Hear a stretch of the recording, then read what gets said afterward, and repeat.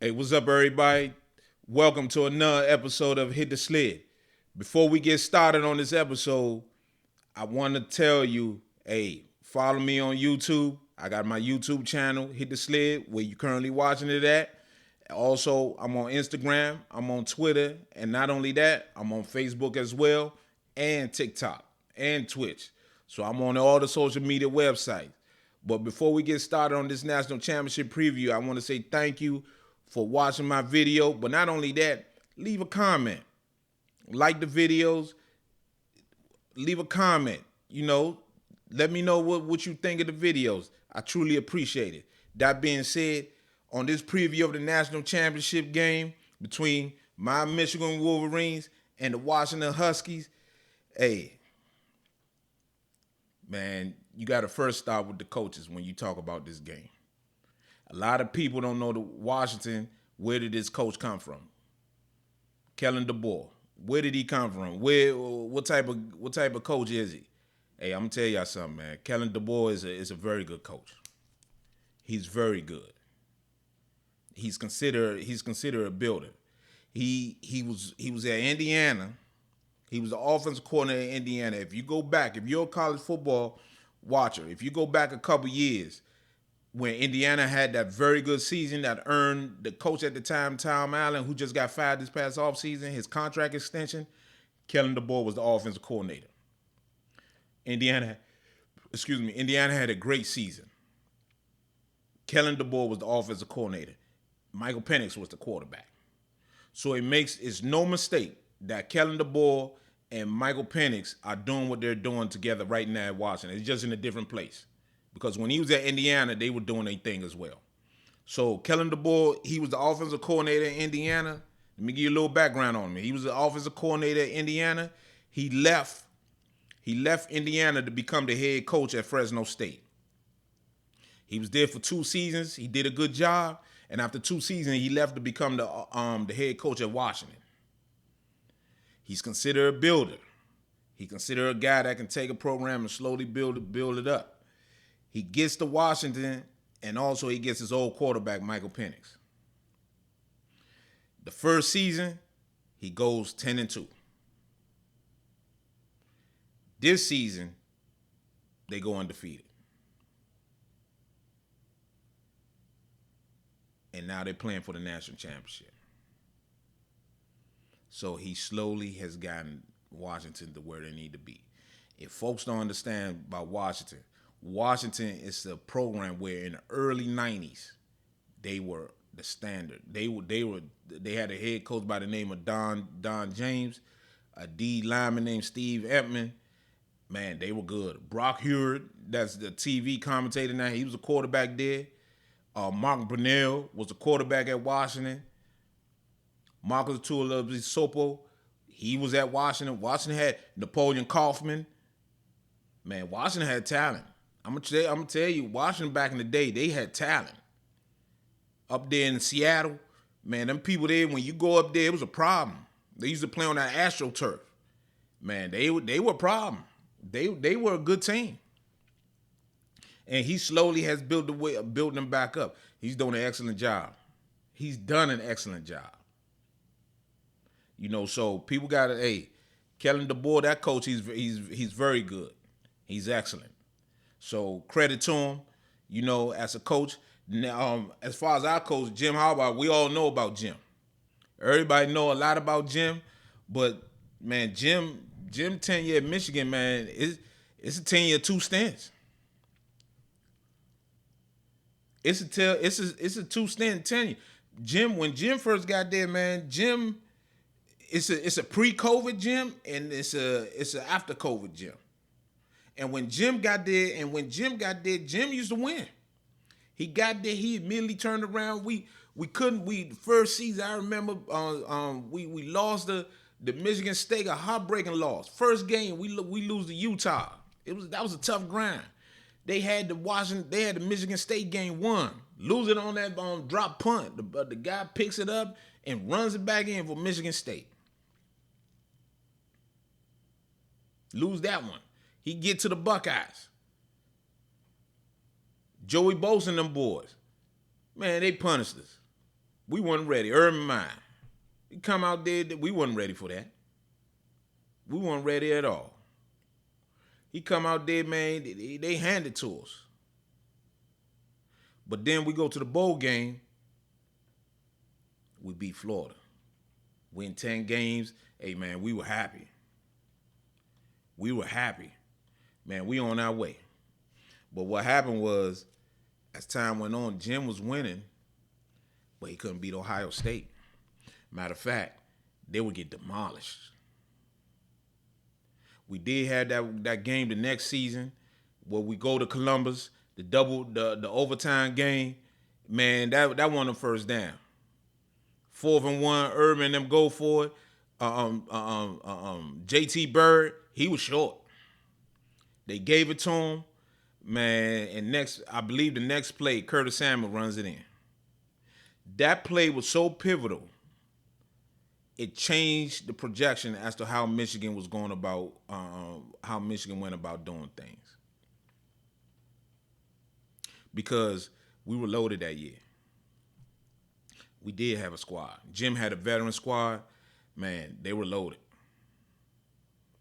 They were loaded. And that loss right there set us back a couple years. Because if we would have got that win against Ohio State, we would have been fast track. We'd have been fast track. But also, it would not be, what's going on now would not have happened because Jim would have stuck to his ways. So we lose that game, and the next couple seasons, we get blown out by Ohio State. Blown out. The one game, 2 years after the overtime game, we go to Ohio State. They put up 60 on us. I'll never forget Purvis Campbell giving us the peace sign as he was scoring a touchdown. Then COVID hit the next season. For the first time in history, they don't play that game. Michigan, Ohio State doesn't get played. And Michigan goes 2-4. Michigan goes 2-4, and Jim comes to realization he needs help. So you fast forward post-COVID, Jim got to retool his roster as far as his coaches. Jim had to take a pay cut. There were people wanting Jim out of there, including me. I was one of them. I was telling people, I said, hey man, Jim ain't got it, man. You gotta let Jim go. Jim hard-headed. Jim don't want to change. Jim don't understand football has changed. But guess what? Jim knew it too. Jim realized he needed help. So what he did was he did change. And as the story goes, he reached out to his brother and said, man, I need some help. He reached out to family. He said, I need some help. His brother tell him, man, hey, I got 2 coaches here that can help you defensively. I got a coach by the name of Mike McDonald, young guy. And I got another coach named Jesse Minter. They just ain't been coordinators yet. They need some seasoning as to how to be a coordinator, but they need some help. I mean, I got 2 guys for you. Excuse me. Jim interviews both of them and chooses Mike McDonald. He chooses Mike McDonald. Mike McDonald comes in, puts in the defense, and it's been lights out. They go, and he sets the foundations. Lights out, man. They were lights out.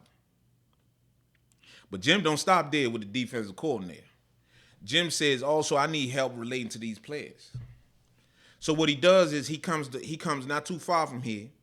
He hires a coach at the time. He was the head coach of a high school team that he helped found and develop. A coach by the name of Biff Poggi. He hires Biff Poggi, and Biff Poggi comes in and St. Francis, from St. Francis out there in Baltimore. He gives Biff Poggi. Biff Poggi comes in and helps Jim modernize his approach to the players. They change the culture. They change the culture. And I'm trying to tell you something, man. Jim changes his staff. He gets a lot of young guys. He brings in Mike Hart as the running back coach, former Michigan legend, Michigan all-time leading rusher. He brings in Mike Hart. He brings in Ron Bellamy, former receiver. He brings in a new linebacker coach. He brings in a new secondary coach, Steve Clinkscale, who's done a tremendous job. He takes his son, Jay Harbaugh, put him on defense. Sharon Moore comes in. He was already there, tight end coach. He made him the offensive line coach.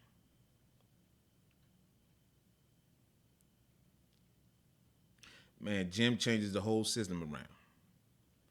And guess what? He modernizes himself. He still runs the same offense, but it's with a modern-day touch. You got Mike Macdonald comes in.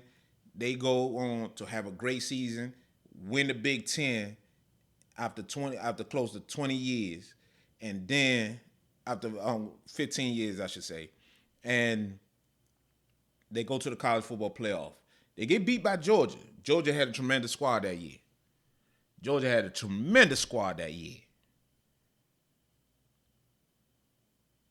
And then you come back. Mike Macdonald leaves to go back to Baltimore. Baltimore needs a defensive coordinator. John Harbaugh takes Mike Macdonald back. Say, I need my guy back now. I need him. He comes in, and guess what Jim does? Jim interviewed him before. At this time, Jesse Minter had went to Vanderbilt to be the defensive coordinator. He leaves there. He comes back. Jim say, "Hey man, I need you to come." Jesse Minter comes, and it's been humming ever since for the past 2 years. Jesse Minter and Mike Macdonald run the same system, so there's no changes for the players. Same system. Players don't need too many changes. Players don't need too many changes. And as time goes on, the defense is in place, an NFL-style defense. The Baltimore Ravens style defense set up to beat Ohio State. They've beaten Ohio State now 3 straight years. The reason why I'm telling you why this is significant is because as they move forward, Michigan comes up with a plan. They prepare for Ohio State year round. Their offense is set up. Their offensive game plan, still physicality, run the ball, but you got J.J. McCarthy now. He ready to go. He humming. You got the defense, lock and load. They playing Ohio State, the most explosive team in the Big Ten. They practicing for that every week. So now, as they get prepared to play Washington, they're used to seeing these type of receivers. They're used to playing these type of receivers. Now, Washington hey man, I'm gonna tell you something. Washington got some receivers. All those 3 of those receivers are gonna be playing in the National Football League. Those young guys getting drafted. They ain't no game. But Michigan is more prepared to play Washington than they ever have been before. Because they've been used to playing dynamic receivers for the past 3 seasons. Like I said, they've been used to playing against these type of offenses. Michigan is prepared. Michael Penix, C.J. Stroud. 3 wide receivers that Washington has against Ohio State.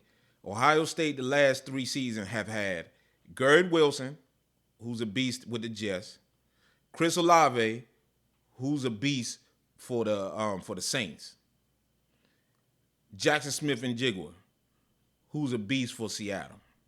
Michigan played them the last 2 seasons.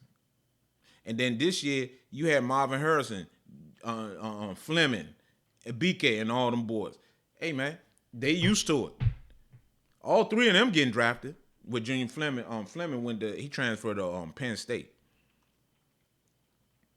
So they're looking at this saying that we're prepared for this. We can handle this. But I'm gonna tell you something now. Hey, Washington, Washington's pretty good on offense, man. But Michigan has an advantage because Michigan is gonna come into this game with a top ranked defense. So what they did against Ohio State. But Washington looking at us say, hey, we won the Joe Moore Award. We got the best offensive line. Not Michigan this season. We got the best offensive line in college football. We ain't scared of y'all. That's why this again has to come down. Jesse Minter has to do another great job. Jesse Minter has something where he has his hands full, but he can be able to make some difference as far as getting Michael Penix off his spot.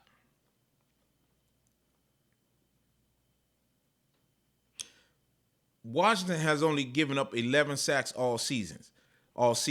Sacks are not the biggest testament as to what type of pressure you. A lot of people get caught up in sacks. Pressure, making the quarterback not comfortable, making him feel jittery, happy feet. He feel like he don't have time to throw the ball. If I only sack you twice, but the rest of the 38 other throws, if he throwing it 40 times, he got 2 sacks, but the 38 other throws he comfortable, what difference does that 2 sacks make? But I might not get any sacks, but I'm harassing them, I'm making them uncomfortable. That's more important. Sacks ain't the measurement as to you making the quarterback uncomfortable. It's pressure, making him uncomfortable, get him off his spot. That's what you do. That's the way to go. And when you flip it, you go to Washington Washington defense against Michigan offense. Hey man, Washington defense has not seen anything like a Michigan offense, excuse me.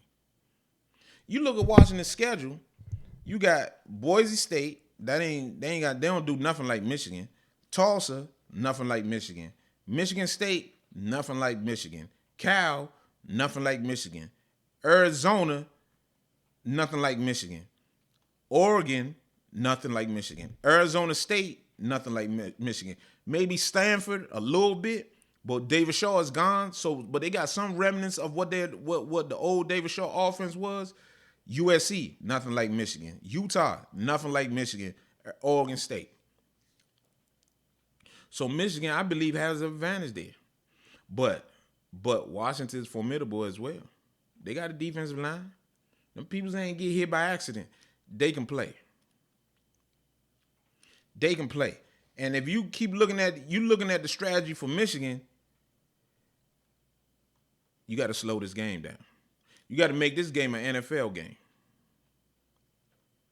Meaning, you got to go in and out the huddle. This ain't unless it's 2-minute warning or it's the end of the game, you need some points, you in and out the huddle. You slowing the pace of this game down. You got to be physical.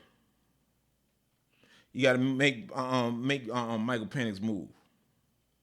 Get him out the spot.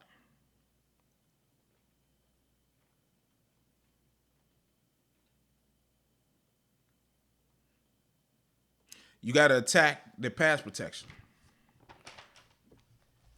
When you blitz, you got to get there.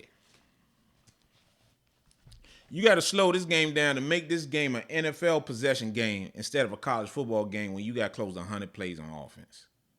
You got to slow this game down. This game right here is going to be fought in a traditional view or a basketball on turf view. Meaning a traditional view, we got about 70 plays, 60 plays. Or basketball where we running down there 100 plays. You got to slow this game down. Slow it all the way down. Keep their offense off the field. We should not be in a hurry to do nothing other than the end of the half, end of the first half. Keep that defense, keep that offense, Michael Penix and them off the field.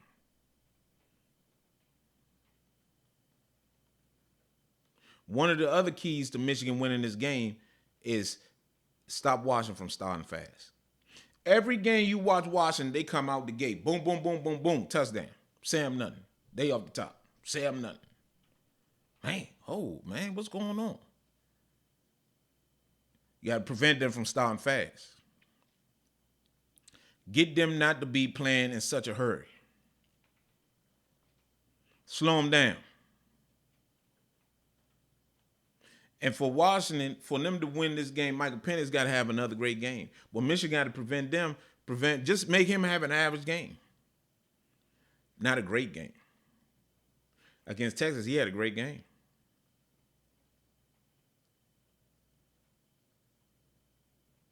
You can't have him out there feeling like he in practice. He on 7-on-7.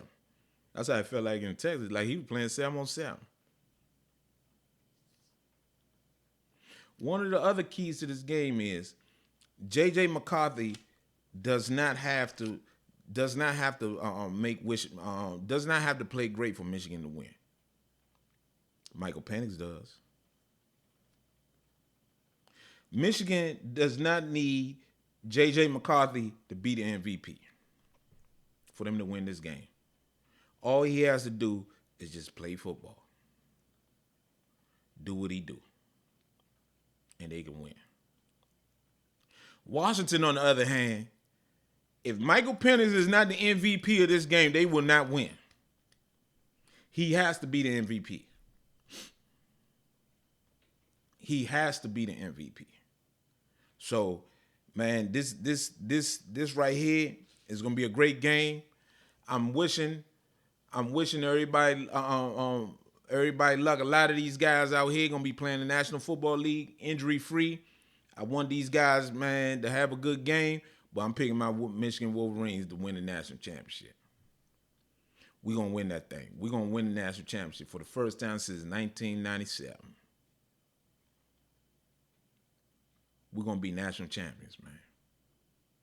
The Michigan Wolverines, hail to the victors. And go blue. I appreciate y'all watching me on Hit the Sled. Hey, man, we got a lot of things coming, man. Stay with me. A lot of things I'm boiling up, cooking up behind the scenes. Keep following me. Keep watching me on YouTube. Keep watching me on my Hit the Sled channel. But not only that, follow me on Twitter. Follow me on Instagram. Follow me on Facebook. Follow me on Twitch. Follow me on TikTok, man. I truly appreciate y'all. Hit the Sled. We coming, man. Appreciate y'all. National champions. Go blue.